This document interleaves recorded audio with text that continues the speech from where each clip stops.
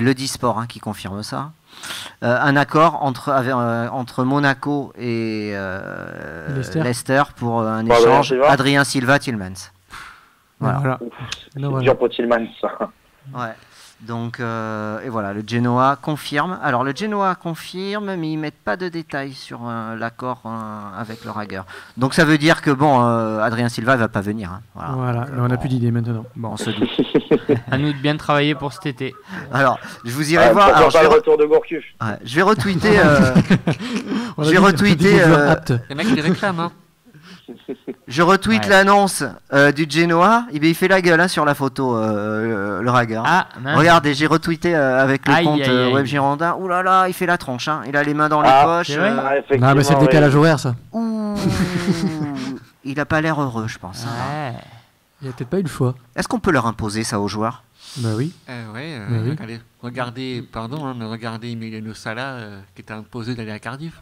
Ouais, mais après, ils ont ceux qui signent après, donc tu peux pas... Ils peuvent dire non. Bah oui. Qu'est-ce que t'en penses, Samuel? Tu sais, moi je vois un peu alors j'ai pas trop de connaissances, mais je vois un ou deux agents, même de joueurs un peu de petits joueurs quoi, qui justement ces joueurs-là qui sont pas souvent désirés dans le club. Et ce qu'il me disait, c'est qu'à un moment donné, quand les Raher aujourd'hui, il était titulaire en puissance l'an dernier, cette année, il est vraiment discuté. On le voit, il a joué samedi, mais sinon, c'était beaucoup Basic, c'était beaucoup Ottavio Plasil, etc. Donc, il voit qu'il est plus dans les plans de l'entraîneur. Il faut faire un sacrifice. Alors, je pense qu'il aurait préféré partir au Barça qu'au Genoa. Mais voilà, si ça passe par 1 an et demi, 2 ans au Genoa pour réussir, il fait un peu la gueule, mais il va faire son boulot, quoi. Ça va, il n'est pas dans le pire club d'Italie, et puis il est pas dans le championnat majeur. Il est un championnat majeur, il a un salaire très correct. Ouais. Il va jouer avec des joueurs qui sont quand même qui sont quand même costauds. Je n'ai plus le nom en tête de l'entraîneur du Genoa, mais c'est aussi un tacticien sympa. Donc voilà. Il y a des gens qui ont plus de raisons de faire. Thomas Touré pourrait plus faire la gueule, par exemple. Non, mais quand tu vois que tu as des joueurs comme Théo Pelnard, Milan Gagi, qu'on n'arrive pas à... Gagi, c'est Pénélope Fillon au club. On ne sait pas pourquoi il est là. On n'arrive pas à s'en séparer parce qu'ils n'ont pas d'offre. Là, la différence, c'est pas les mêmes cas exactement, Nico, parce que les Rager, c'est quand même un international. Bon, il a quand même un petit passé derrière lui, et puis il n'est pas vieux, donc il a quand même encore de quoi faire dans le foot de haut niveau. Bon, on va basculer sur le mercato, puisque vous voulez rajouter quelque chose sur le match de dimanche ou pas? Rien à rajouter. Bon, allez, on enchaîne. On espère que Kalou fera la même frappe que Lala demain à la 88e. Ouais, ça serait super. Est-ce que je vais te demander ton avis, puisqu'on peut te garder encore 5-10 minutes ou pas? Allez, 5-10 minutes. Est-ce que tu y crois, toi, à cette qualif demain? Écoute, en fait, je vais te dire ce qui m'inquiète, si je suis un peu superstitieux, c'est que moi, je voyais vraiment une finale Bordeaux-Guingamp. Là, Guingamp vient de prendre l'ouverture du score par Monaco, alors que Monaco a 10, donc je me dis, ça peut être aussi Monaco-Strasbourg. Pour être plus sérieux, je pense que Strasbourg est favori, c'est quand même dur à entendre quand t'es les Girondins de Bordeaux. Et je pense que Bordeaux n'est jamais meilleur que quand justement il y a qu'à voir cette saison. T'as mis le bouillon à Lyon pendant 60 minutes. Contre Paris, t'as rivalisé au score. Donc je pense que Bordeaux n'est jamais meilleur cette saison que quand il affronte des équipes qui sont censées être plus fortes que lui. Saint-Etienne, Lille, Paris, Lyon. Enfin voilà, les exemples ils sont. Mais c'est pas que cette saison. C'est presque c'est une coutume à Bordeaux.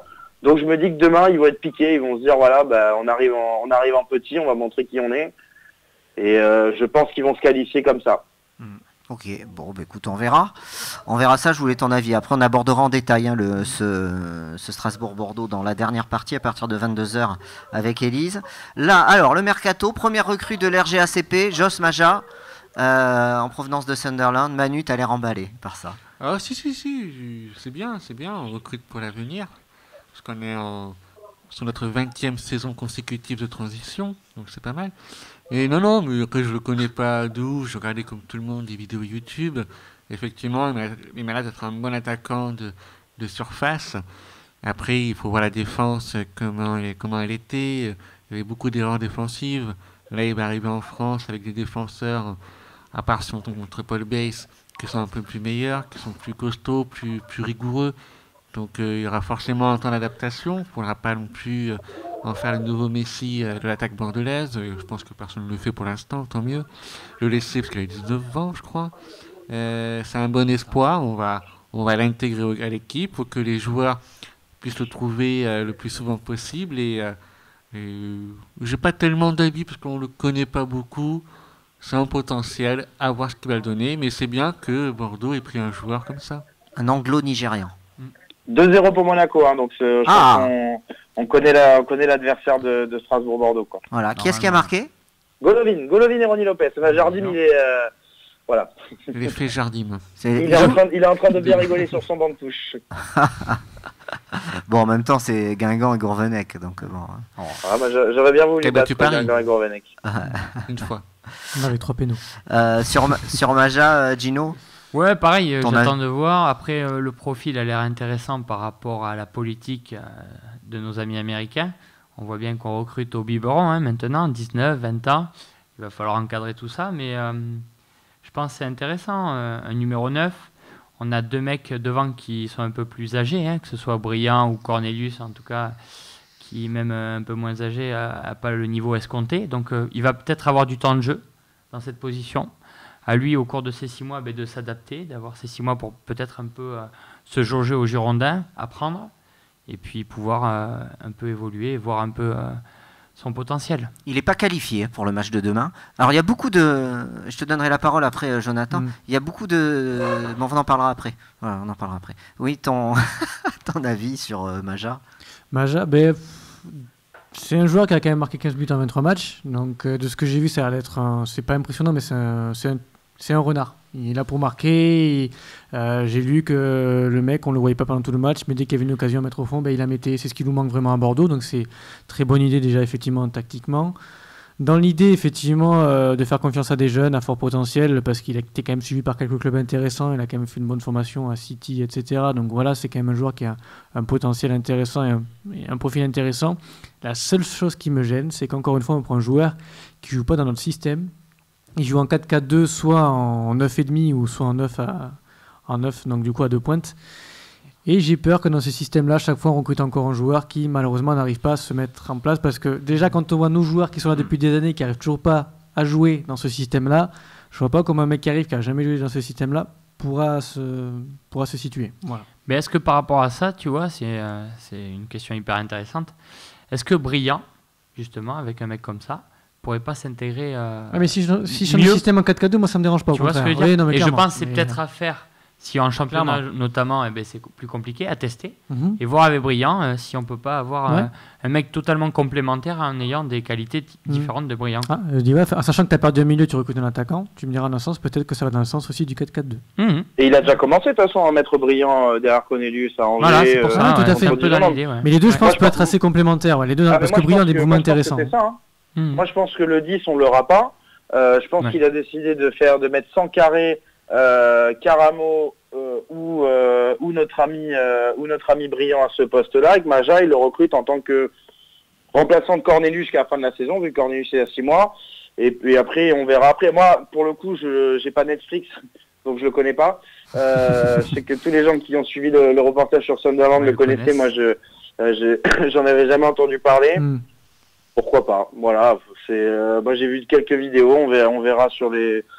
C'est un peu comme Samuel Kalou cet été, j'avais quasiment jamais vu jouer, donc on verra. Il est comparé un petit peu à Jermaine Defoe, de ce que j'ai lu un petit peu. C'est vrai que dans les vidéos, on voit qu'il y a une forte accélération. C'est une bonne nouvelle.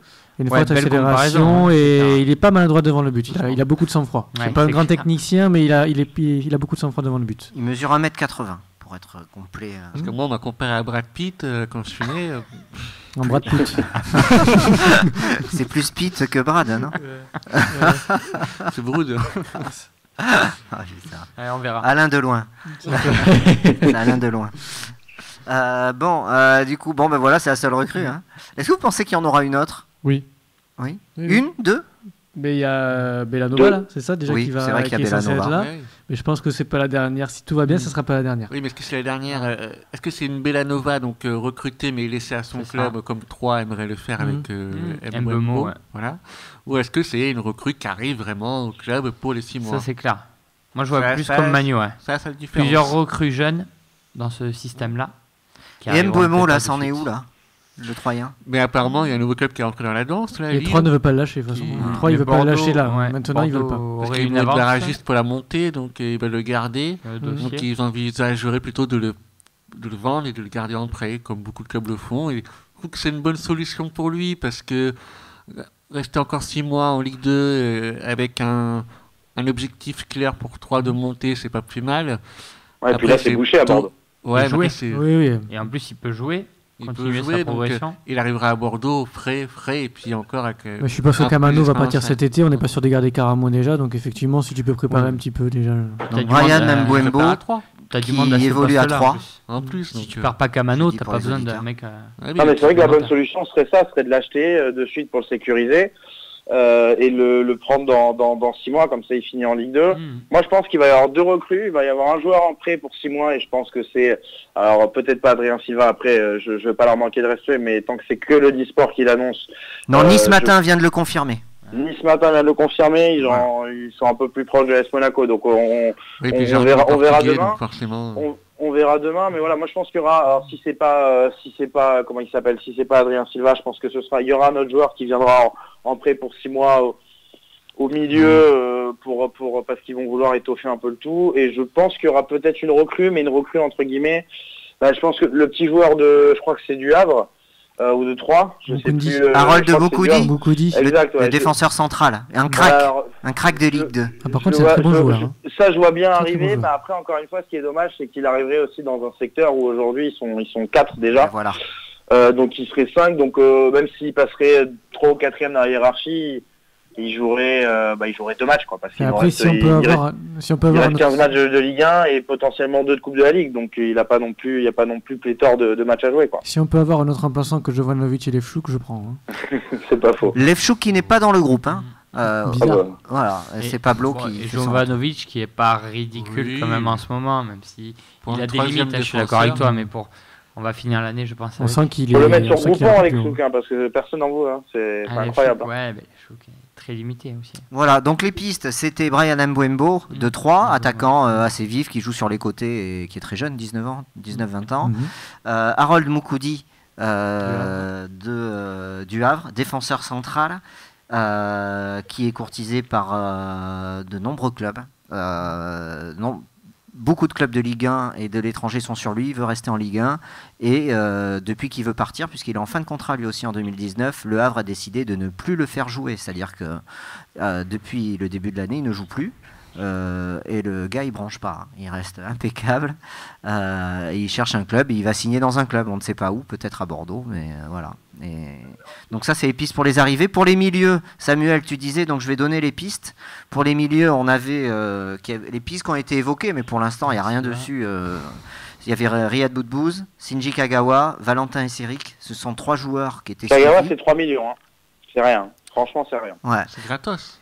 Ce sont 3 joueurs qui n'ont pas trouvé de club et qui cherchent à rebondir dans un club. Notamment Esseric qui connaît le championnat. Ouais. Esric à Nantes c'est fait. C'est probable comme piste. Ah, Esric à Nantes c'est fait. Esric à Nantes c'est fait depuis quasiment ce matin. Enfin voilà, ce sera officialisé demain. En tout cas, il revient. Mais non, pour le coup, la meilleure recrue des 3 entre guillemets pour Bordeaux, ce serait Boudbouz. Après, je les vois pas faire cet effort-là. Mais c'est vrai que Boudbouz, ce serait. On a parlé dans le débrief tout à l'heure de manque d'animation, de manque de cohérence. Boudbouz, je sais pas si vous vous souvenez, à Bastia, à Montpellier, à Sochaux, c'est dans une équipe de foot, c'est un régal. Hein, c'est surtout en Ligue 1. Bon, il y a 1 ou 2 matchs où il va passer, enfin il va bouder, il va rien faire d'intéressant. Mais quand on lui donne les clés d'une équipe et qu'il fait tourner, etc., c'est un joueur qui a une très très belle vision du jeu. Enfin, si tu prends Boudbouz aujourd'hui, c'est que pour le coup, le projet de 18 mois de Ramé, il est intéressant parce que c'est un joueur qui a 27-28 ans, je crois, Boudbouz. Donc on va dire que tu peux le garder sur 18 mois, construire une équipe autour de lui, une animation offensive autour de lui. Et voilà, et puis dans 18 mois, tu espères que Fenerbahçe ou un club chinois te le rachète 10-15-20, quoi. Boudbouz, 28 ans, milieu de terrain du Betis Séville. Ils sont dans un objectif de faire du profit, donc faut penser quand même. Salaire estimé, alors bon, non, le salaire il est pas bon là sur ce que je tiens. Donc ouais, 28 ans, ne joue 150 000 le salaire. Là, c'est sur Internet, ils me mettent un salaire estimé, mais alors je ne sais pas si c'est annuel ou autre, donc je dirai rien sur le chiffre. Moi, je dirais 150 000 € par mois à peu près au Betis, un joueur comme ça. Et encore, même, je trouve que c'est énorme. Je trouve que c'est peut-être énorme, donc je dirais rien non plus. Donc s'il vient, ça sera en prêt, hein, de toute façon. Oui. Donc, voilà. Bon, à suivre, hein, jusqu'à jeudi minuit, on vous fera vivre ça sur Web Girondin. Moi, je pense Kagawa, parce que Kagawa, c'est une marque, on le disait avec Elise il y a 2 semaines. Des mecs qui veulent conquérir le marché asiatique. Kagawa, c'est une méga resta là-bas. Et Longuepé, il connaît bien ce marché asiatique en plus. Donc tu prends Kagawa, ça fait du bien pour lui, pour les Américains et pour le club. Quel club a fait signer un Chinois là? J'ai vu passer ça. C'est un club européen? C'est pas un club français? J'ai vu. Oui, ça, au Portugal. Au Portugal, ils ont fait un international chinois là, le meilleur buteur du championnat chinois qui a signé en Europe. Ouais, au Portugal, c'est le record pour un chinois japonais. Pour un japonais, c'est le record historique pour de vente et c'est le record pour le Portugal aussi d'acheter un joueur à ce prix-là. D'accord. Bon. Allez Samuel, on te remercie d'avoir été avec nous. C'est un plaisir, comme toujours. Bonne soirée. Club des 5 ce jour soir historique de vente de l'ERR. Exactement, Club des 5, avec du coup la Coupe de la Ligue. Okay. Le premier acte. Tu vas parler de l'ERR un peu? Non, on garde ça pour jeudi. Nous, on fera une grosse émission de 3 heures. On fermera le mercato avec nos socios. Donc, on fera un petit bilan à ce moment-là et je pourrais d'ici là, on aura même la photo de présentation. Donc, ce sera vraiment réel. J'y croirai vraiment. Bon, allez, salut, bonne soirée à toi. Bonne soirée à vous. Salut, ciao. Voilà, messieurs. Donc, le mercato, ça va pas mal bouger. Au niveau des boulets, des joueurs qu'on cherche à placer, on a vu que Gaïc avait 2 pistes. Les 2 clubs de Belgrade, notamment. Théo Pelnard, aucune piste. Thomas Touré aussi a rebondi dans un autre club. Ah oui, il est où il a rebondi en Ligue 2, au Paris FC. D'accord, mais c'est bien pour lui. Ouais, voilà. Pas bien pour le club, mais c'est bien pour lui. Il y a aussi Aubertin qui part en Turquie, apparemment. Ah, il est encore vivant. Qui se relance en Turquie, apparemment. Parce que juste sur Foot Mercato, là... Non, Adi Sako, pas Aubertin. Non, aussi Aubertin. Je croyais qu'il venait de prolonger Aubertin. Au bébé Erzurum Rousport. Ah, joli. Gagic, Gino, tu penses qu'il peut partir? Oui, Gagic, il n'a pas vraiment percé au Girondins. Des prestations bien trop moyennes, si c'est pas plus. Donc je pense que pour lui, c'est l'occasion d'aller chercher du temps de jeu ailleurs. Après, il faut avoir des prétendants, comme tu dis, Nico.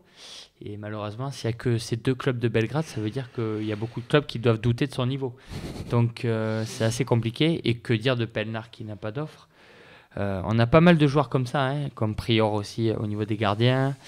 Donc c'est compliqué pour eux, c'est compliqué pour le club. Donc espérons qu'on puisse trouver des solutions par rapport à ces joueurs qui ont été informés d'ailleurs par la direction. Le problème de Gagic, c'est son caractère. Il a un caractère ultra réservé, il ne parle quasiment à personne. Moi j'ai mon ex qui est bulgare, toujours, pas changé, qui est bulgare, et vous savez, tous les gens de l'Est de Bordeaux aiment bien se retrouver et tout, donc elle connaissait très bien Gagic, elle m'en parlait pas mal, et elle me disait que c'était quelqu'un qui est très, très compliqué à cerner, qui est toujours un peu à double jeu, un vrai gars de l'Est, quoi. Donc apparemment ça se passait pas très très bien au club, parce que personne n'osait trop l'approcher, personne n'osait trop lui parler, et il s'est pas fait beaucoup de copains au club à cause de son caractère, donc forcément ça l'a pas aidé à s'intégrer avec les Girondins. D'accord. Et il parle de résilier son contrat. Pourquoi pas, en même temps tu vas en faire quoi? Oui, non, mais c'est sûr. Clairement, mais après je sais pas s'il y a beaucoup de clubs en France où on voit ce genre de cas, parce qu'on a quand même, on a cité Gagic, Pelnard, Prior, ça fait quand même 3 cas. Il fait 3 indésirables, ça fait quand même Monaco, ils ont 30 joueurs sous contrat. Oui, non, 70 joueurs, pardon. 70 joueurs, Monaco. Parce qu'après Monaco, ils prennent beaucoup de joueurs, on va dire, à fort potentiel, qui forment, et après, ils voient ce que ça donne, en fait. Donc, forcément, il y a du gâchis dedans, tu le sais. Donc, non, c'est sur RMC, du gâchis. Excellent. Une émission. Non, ok, pas d'humour, c'est bon. Non, mais c'est juste que, voilà, il y a quand même 3 cas qu'on n'arrive pas à gérer. On a eu le cas Contento aussi. On avait eu le cas Lamine Sané à une époque. Il y a tellement de joueurs à Bordeaux, on ne sait pas quoi en faire, et c'est propre au football, ça, non? Je sais pas s'il y a beaucoup de clubs où... Bon, t'as Rabiot à Paris, ça c'est encore un autre niveau, mais voilà, mais il y a quand même beaucoup de joueurs, il n'y a pas qu'un cas, il y a quand même de multiples cas. C'est vrai. Et tu sens que l'institution, en fait, elle n'est pas forte, quoi. Allez, on accueille Élise. Salut Élise. Messieurs, bonsoir. Comment ça va? Bah écoute, je suppose que ça souffle chez vous aussi, donc ça va. Un petit peu, bon, écoute, tu es à l'abri. Oui, non, mais je pensais à ce qu'il disait et je me faisais la réflexion du loft lillois quand Bielsa avait écarté des joueurs quand il voulait plus, de Certic qui ne joue pas à l'OM et qui ne jouera plus à l'OM.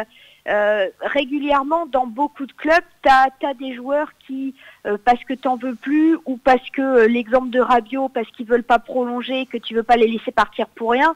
Après, on se focalise sur nous parce que nous, on connaît les joueurs qui composent notre équipe, notre club. Mais si ça se trouve, il y en a d'autres dans d'autres clubs. Mais nous, on le sait parce qu'on connaît les Girondins et qu'on connaît les joueurs. Mais je pense que c'est global. Par moment, tu fais une mise sur un joueur et tu te rends compte que ça fonctionne pas. Sauf que tu lui as signé un contrat et que tu vires pas quelqu'un comme ça. Et que, évidemment, si tu t'es planté, les autres vont pas venir payer pour le récupérer. Et ça reste logique. Surtout s'il a pas joué. Donc, je pense pas que ce soit une spécificité bordelaise. Quand tu fais signer un jeune, tu prends toujours le risque que ça marche pas. Pour Prior, c'est une spécialité bordelaise quand même. Je dis Prior, c'est une spécialité c'est une spécialité de chez nous, ça fait quand même 5 ans qu'il est là, le petit. Prior, en même temps, il a un contrat jusqu'en 2020, mais c'est sous Trio qu'il a prolongé. C'est le même mec qui a prolongé Pounjé, qui a prolongé Jussier. Donc, quand on commence par là, voilà, c'est le côté familial, c'est des petits du club. Mais des trois, je me demande si je sais pas, peut-être que Pelnard, on aura plus de facilité à le refourguer. On l'a vu un peu plus. Faut pas qu'ils regardent trop les matchs non plus. Après, il faut que ces joueurs osent aller en Ligue 2, quoi. Le problème. Mais il faut qu'ils aient envie de partir, parce qu'il y en a beaucoup, ils veulent pas partir des Girondins et ils savent qu'ils seront pas payés pareil ailleurs, donc peut-être qu'ils font le choix de pas jouer, mais de prendre l'argent. Sauf qu'après, sans jouer, t'es pas exposé, t'as pas de visibilité, et donc tu peux pas rebondir. Et ça, ils n'y pensent pas. Qu'il fasse une reconversion. Comment tu réagis au départ de Lucas Lerager, Élise? Je suis mitigée. En un sens, je suis contente parce que c'est vrai que il y a un côté un peu brut de décoffrage, pour pas dire bourrin, Lucas. C'est pas nous, je veux dire, quand t'as connu Giresse ou même la grande époque de Gourcuff, t'as envie de quelque chose d'un peu plus technique au milieu. Et c'est sûr que Otavio, les ragueurs sans carré, c'est pas de la poésie. C'est pas avec ça que tu fais du jeu. Mais en même temps, ça m'embête parce que dans l'esprit, c'est un mec que j'ai toujours bien aimé. Même s'il était mauvais, même si parfois il a frôlé le rouge, je trouve que c'était un gars honnête qui a toujours tout donné quand il a porté le maillot. Donc je suis un peu étonnée, mais en même temps, si tu as une offre intéressante et si le joueur veut partir, tu le lâches, voilà, c'est comme ça. C'est pas comme si on n'avait pas beaucoup de joueurs au milieu de terrain. Tu penses qu'il va être remplacé? Si on fait le compte, il nous reste qui au milieu? Il nous reste du monde. Non. Il nous reste quoi? Sankaré, Plasil, Vada, Otavio. En admettant que Youssouf, tu le fais jouer au milieu. Basic, Chouameni. Basique, Chouameni, ça te fait 7 mecs, donc pourquoi tu le remplacerais? Thomas Basique, il peut très bien continuer à jouer. S'il est entouré par Plasil ou par Sankaré, je me fais pas trop de soucis pour lui. Avec Otavio derrière, vu la forme qu'il a, tu risques pas grand-chose. Non, tu le remplaces si t'as mieux en termes de qualité, comme si tu fais venir Adrien Silva. Mais vous dites ça parce qu'il a été comparé à Modric la dernière fois ou quoi? Parce que Badic, il a encore rien prouvé. On ne peut pas s'appuyer pour l'instant. Non, mais je sais plus qui l'avait comparé à Modric, je crois que c'était toi, Manu. C'est ça, justement. Non, c'est Manu qui s'est enflammé l'autre jour. Mais après, je trouve que Basic, il est de plus en plus, on le voit un peu plus, peut-être qu'il a besoin de temps d'adaptation ou autre, mais on le voit un peu plus et peut-être que tu laisses partir les ragueurs parce que tu sens qu'avec encore un peu de boulot, Basic pourra faire le travail, surtout que tu as Sankaré qui revient. Donc, aligner Basic dans un milieu à 3 où tu as Otavio derrière et Sankaré à côté, je vois pas tellement ce que tu prends comme risque. Les deux, ils tiendront la baraque. Otavio, il récupérera les ballons derrière. Et s'il faut mettre un Nyon, Younous, il ira. Donc, pour moi, c'est pas risqué ce genre de milieu, même si je dis pas que Basic, c'est Modric. Sauf que le gamin, il gratte du temps de jeu et je vois pas pourquoi il mériterait pas sa place. Et Lucas Lerager, c'est pas le premier départ de ce mercato. Vous vous souvenez du premier départ? Bon, c'était un petit peu avant le mercato. En prêt. Oui. Alexandre Mendy. Voilà. Il est titu ce soir. Ouais, mais apparemment, ça marche bien. Pour l'instant, c'est pas GG. Donc Monaco qui mène 2-0 toujours, tu confirmes? Oui, mais Monaco à 10. Qui a été expulsé? hommage à l'OM, William Vaquer a fait un tacle absolument dégueulasse sur bien. Marcus Thuram au bout de moins de 10 minutes, il me semble, à confirmer. Il est là pour ça. Hein. C'est fort à Monaco quand même. En fait, l'arbitre avait rien dit, puis il est allé consulter la VAR, il a exclu vainqueur, donc rouge direct. Et après, 2 exploits individuels. Alors Lopez, le premier but, il y a 4 guingampés autour de lui. Il a le temps d'armer une volée, une reprise de volée. Et puis après, c'est Golovin qui va à 2 exploits individuels. En moins de 5 minutes, Monaco a planté 2 buts. Voilà. Ok. Bon, écoutez, comment tu penses qu'on va attaquer l'avant-match Eduardo Massia, apparemment, Leicester ne veut pas le lâcher. Oui. Donc il reste là-bas en Angleterre. Il viendra après. Tant que le remplaçant de Massia n'est pas trouvé, ça ne bougera pas. D'accord. Bon. C'est ça. Bon, mais Bordeaux n'est pas pressé de toute façon. Hein. Oui, mais il bosse déjà pour nous. Bon, après. Non, mais de toute façon, je pense que ce mercato d'hiver, c'est plus un mercato de coûts et d'opportunités. Ouais. Comme moi en soirée. Ouais.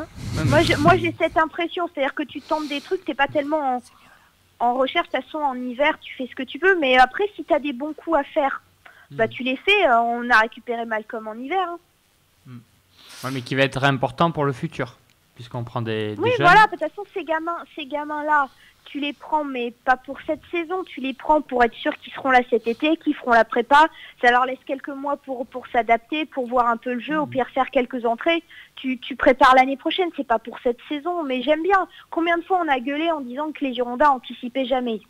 Oui. Donc là, ils construisent l'équipe qui sera à terme dans 18 par contre, mois. J'aimerais bien quelques joueurs expérimentés parce que sinon, c'est en Gambardella qu'on va jouer l'année prochaine. Allez, dernière rumeur qui a été évoquée et ensuite on passe sur l'avant-match de la demi-finale. C'est Loris Benito, défenseur latéral gauche des Young Boys de Berne. Non, mais c'est pas facile à dire. Hein. Non, Young. En plus, c'est pas les Youngs, c'est les Young. Pas de S. Comme Angus Young. Jeune garçon de Berne. Voilà. Ouais, c'est ça. Et latéral gauche, 27 ans, 1m80, il a fait quelques matchs de Ligue des Champions, il est tout nouvel international suisse. A priori, si Bordeaux est d'accord avec le club, avec le joueur, ça coincerait. C'est l'agent. C'est l'agent. Des commissions d'agents. C'est ça. Voilà. Ça m'a été Ça, confirmé c'est par vraiment 2 personnes. embêtant. Voilà. Mino Raiola fait des disciples, c'est dramatique. Ouais, mais c'est vrai que tu peux t'apercevoir là, moi c'est ce mercato où je m'en rends compte là, puisque bon, avant on n'avait pas de contact avec des agents et tu t'aperçois que sur des transferts simples, le club doit rajouter des commissions pour les agents. En fait, c'est pas les joueurs qui font chier, ni les clubs. Non, c'est les commissions d'agents. C'est les agents le problème. Oui, voilà. Bon, après, le joueur, il travaille avec l'agent, donc s'il veut lui dire je vais aller dans le club, ta commission... Après, ça dépend des agents aussi, quoi. Tu t'assois dessus, quoi.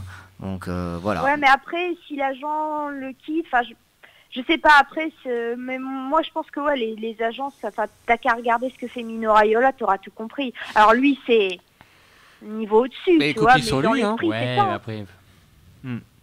Ouais, bon. Ils ont raison. Voilà, donc niveau rumeur. Ils ont raison, les agents. Ouais, bon après, s'ils sont là, les agents ils sont là pour. T'as l'agent qui est là pour faire de l'argent et t'as celui qui est là pour me faire mener une carrière à son joueur. T'as 2 types d'agents, ceux qui vont faire progresser leurs joueurs, leur faire mener une carrière où ils vont essayer d'adapter le sportif et le financier. Puis t'as ceux qui font de l'argent. On serait tous pareils. Mais de toute façon, si tu fais progresser ton jeune joueur au fur et à mesure, il ira dans de plus gros clubs et tu prendras de plus en plus de pognon. Ouais, après... Ça va ensemble. Oui, après, il faut qu'ils soient capables d'aller dans des clubs où ils vont pouvoir jouer. Oui, voilà. Déjà, il faut qu'il aille dans un petit club où ils vont jouer. Mais c'est sûr que tu prendras une plus grosse com si tu le fais signer au Barça qu'au Girondins. Regardez Malcolm. Il faut qu'il joue. Regardez Malcolm, il va certainement être transféré. C'était très très chaud là vers la Chine. Là. Alors attends. Moi j'ai entendu Arsenal. Il y en a qui voulaient récupérer en Italie. Il a annoncé partout. Ces agents et l'indemnité, vous l'avez vu? Les agents de Malcolm. Oui, mais ça vous rappelle 58 millions d'euros. Non, mais après c'est logique que les clubs européens essaient de le récupérer quand même. Oui.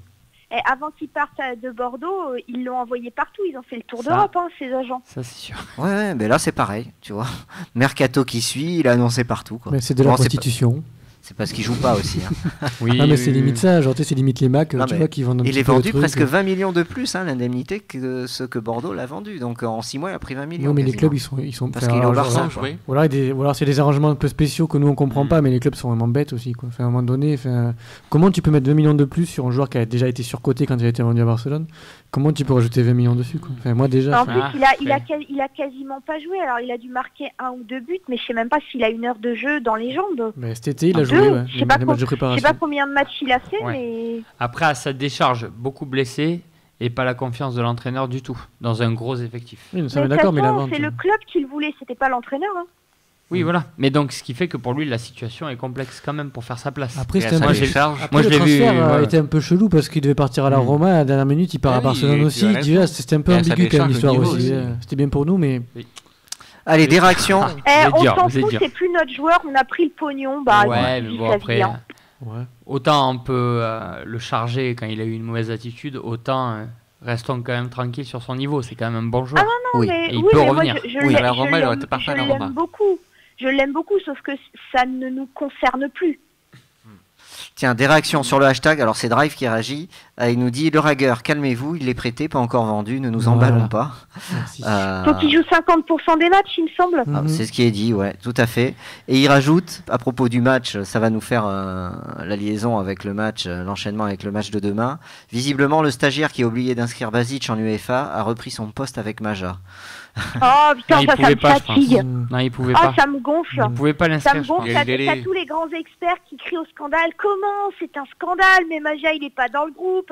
Regardez, à Strasbourg, ils ont recruté tel mec et lui, il est dans le groupe. Oh putain, t'as 60 millions de coachs en France, c'est insupportable. Alors je sais qu'on fait pareil, mais là, franchement, ça me gonfle. Est-ce qu'on sait dans quel état physique il est? Est-ce qu'on a tous les détails du pourquoi, du comment? À mon avis, si Bédoué pouvait l'aligner, il l'aurait fait. À un moment donné, il faut arrêter, quoi. Le gamin, il a été présenté il y a 2 jours. Non, oui, je pense qu'il sera qualifié pour le match face à Guingamp. Il jouera le week-end prochain, enfin, si le match se tient. Oui, alors, forcément. Dernières infos. Alors, bruit de couloir, 9 chances sur 10 d'être reporté, pas décalé. Mais à quand? Bon, on sait pas. Non, pas à Caen, c'est face à Guingamp. Enchaîne. Donc, vas-y, avance parce que là, ça fait mal. Hein. Donc, il peut pas être vendredi puisqu'on joue mercredi. Et il peut pas être donc avancé à vendredi. Et il ne pense pas le décaler au dimanche puisqu'on rejoue mardi soir. Non mais t'inquiète pas parce que demain soir on n'a plus de coupe de toute façon. Ne t'inquiète pas qu'on aura la place de le rejouer. Ouais. Alors je crois qu'il y a la date du. Il parlait lorsque Marseille